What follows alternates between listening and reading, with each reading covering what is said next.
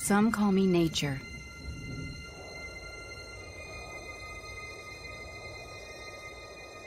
Others call me Mother Nature.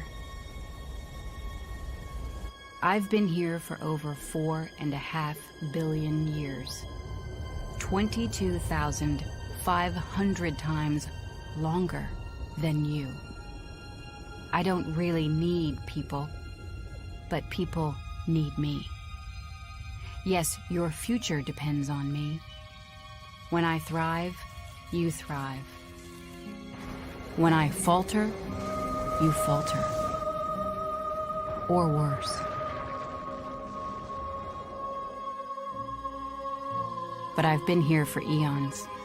I have fed species greater than you, and I have starved species greater than you. My oceans, my soil, my flowing streams, my forests, they all can take you or leave you.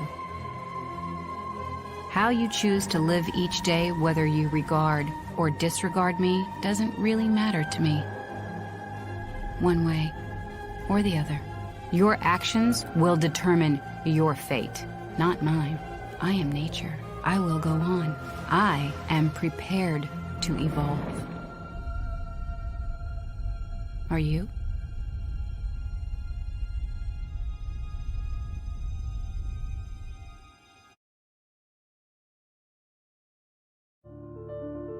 This is a fantastic planet, has nurtured not one or two life forms, millions of life forms.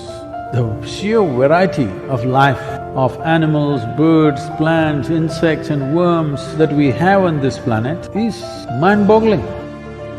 Our ability to gobble up the resources on the planet is too much. We exploited the land, we exploited the oceans. Our idea of life has become exploitation, from an atom to anything. We are seeing how to exploit. Every creature we have killed, everything needs to be protected. A fierce animal like tiger today needs protection because we have not found any other way, any other vehicle through which we can expand. We are naturally thinking exploiting the physical resource is the only way to expand. Right now, our very economies are built like this, it's all about more and more. This means everybody has to buy more, everybody has to use more. But where is that damn more? We are on a exploitative mode, not by choice, by compulsiveness. The only solution for this is consciousness. When humanity begins to operate out of consciousness, then compulsiveness will not rule us. When compulsiveness does not rule us, we will do just what is needed, nothing more, nothing less. We have to come to that place. Otherwise, if they give us another 10 planets that we can live on, we will destroy all that in the next 2 centuries maybe. The only way, the only and only way, the ultimate solution is people start living consciously. It is good human beings who have forgotten that they are only an outcrop of this planet.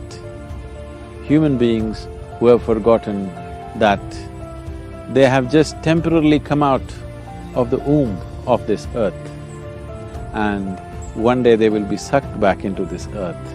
For them, 22nd of April is a reminder that you are a part of this earth, you have to think like the earth. If humanity has to live for a long time, you have to think like the earth, act like the earth and be the earth, because that is what you are.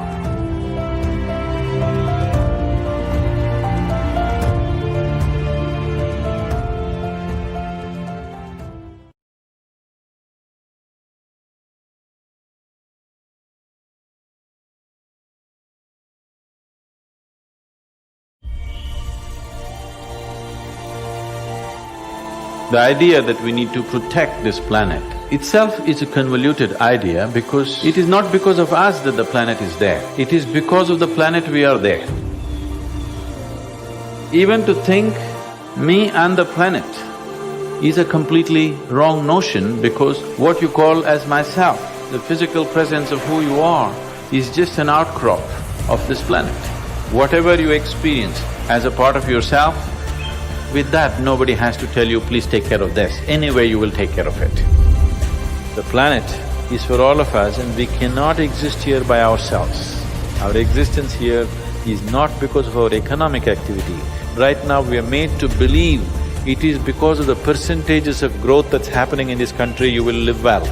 No, we will live well here if everything is green, beautiful, water is flowing, air is pure, we will live well here. This idea has to go into every human being's mind, into every citizen's mind, into every child's mind. You must always be conscious of the life other than human life. Most people are not even conscious of the human beings, so I'm reminding you, you must be conscious of everything that is alive. A tree, a plant, a blade of grass, a grasshopper hopping, you must be alive to everything. Constantly the air around us is entering us and coming out of us, and this is the basis of our life. What you exhale, the trees are inhaling. What the trees exhale, you are inhaling. There's a constant transaction going on. If we stop this process of breath for 1 minute, we understand that without transacting with the air around us, we cannot live for a moment. Similarly, on the level of water and on the level of earth, this transaction is going on. So how we keep the atmospheres around us, the water bodies around us, will determine the nature and the quality of our life.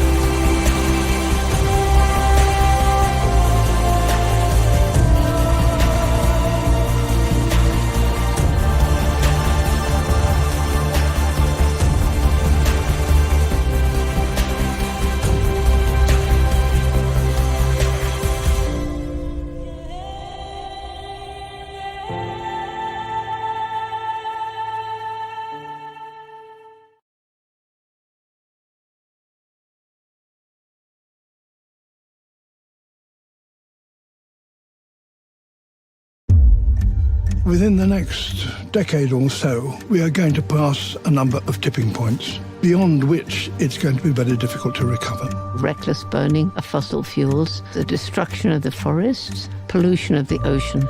How is it possible that the most intellectual being that ever walked the planet is destroying its only hope?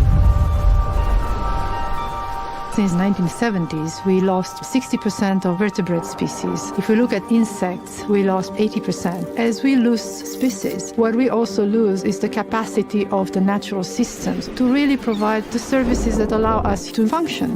One of the consequences of living in great cities, in great masses, is that we are cut off from that natural world. If you lose that sense of wonder, you've lost one of the most important things in your life. The human race produces more waste than it really should. We only recycle 9% of all plastic. That means that unless it's been burnt, every single piece of plastic ever made still exists on our planet. The crisis of biodiversity with climate change, it's interlocked with many other global crises that we are seeing. Migration and climate refugees, political crisis, and perhaps a moral crisis. We've stolen our children's future, we're still stealing it, and we must get together now. When I first started the school strike for the climate, I never would have imagined that it was going to be this big. It's over 100,000 children from all around the world. The consumer has to be the one that forces everyone's hand to say, I will not buy from you unless you have a sustainability policy and a clear transparency on the whole supply chain of the product that I'm buying. We're now seeing a real increase in the number of collaborations and partnerships, creating extraordinary coalitions and setting ambitious targets to get us on the right path in line with what the science is telling us. Employees have a responsibility to demand a better value system from corporations, and that's one way to pressure leaders to take a stand and say that they're going to be committed to the environment. It just comes down to all leaders of all organizations recognizing far-reaching implications for how this can truly help to have an impact in the world. Never compromise. What you're doing today will have an impact on the planet for thousands and thousands of years. There has been no species that has been remotely clever or ingenious than Homo sapiens. Let us live up to that name. We need wisdom to actually find the solution, and then courage to back it.